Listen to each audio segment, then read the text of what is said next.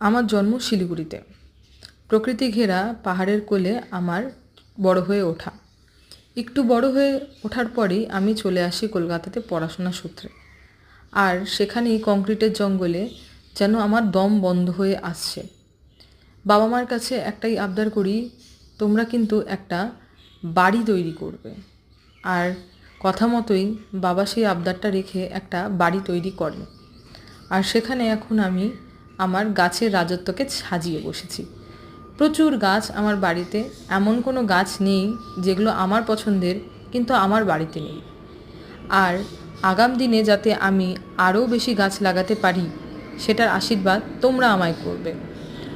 আজকে বিশ্ব পরিবেশ দিবস, তাই এই কথাগুলো বললাম। বিশ্ব পরিবেশের অন্যতম অংশ হলো গাছ, আর এই গাছই আমাদেরকে বাঁচিয়ে রাখে। তো সুতরাং আমাদের উচিত পরিবেশকে রক্ষা করার স্বার্থে বা পরিবেশকে ভালোবেসে প্রচুর পরিমাণে গাছ লাগানো। আমাদের যেইটুকু জায়গা থাকবে, সেটা একটা বারান্দা হোক বা একটা ছাদ বা একটা করিডোর হোক, যেরকমই হোক না কেন গাছ আমরা লাগাবো। আর এই গাছ লাগিয়ে প্রকৃতিকে প্রচুর প্রচুর উপহার আমরা দেব।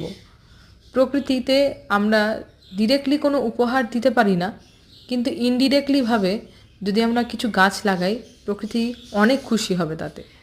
তো তোমরা প্রত্যেকেই গাছ লাগাও। আজকে বিশ্ব পরিবেশ দিবস, প্রকৃতিকে ভালোবাসো আর আগাম দিনও প্রকৃতির সাথে থাকো, প্রকৃতিকে ভালোবেসে যাও। দেখবে এই প্রকৃতি থেকে অনেক কিছু পাবে।